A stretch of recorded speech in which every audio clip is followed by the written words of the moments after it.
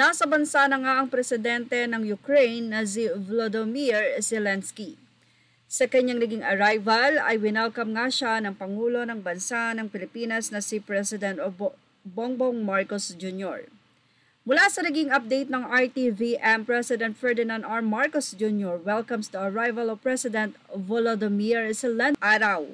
At marami po ang nagtatanong kung ano nga bang dahilan ng pagbisita sa Pilipinas ng presidente ng Ukraine. Mula sa Radio 1992, the Ukrainian president expresses his utmost gratitude towards the Philippines government for its unwavering support on issues affecting the European country, particularly in terms of territorial integrity and sovereignty.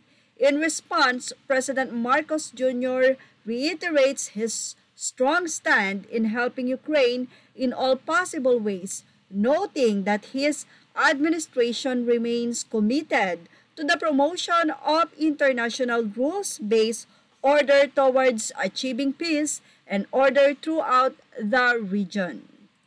Anyway, ilan nga sa mga importanteng napag-usapan ng nasabi nga pong meeting na iyon, kabilang na nga dito ay ang pagpapatuloy ng pagtulong ng Pilipinas sa Ukraine, ganun din naman ang pagtatayo ng Ukraine ng embassy dito sa Pilipinas at ang pagpapalakas ng trade relations ng dalawang bansa. At yan ang ating showbiz top update. Thank you for watching. Images are all credit to the rightful owners.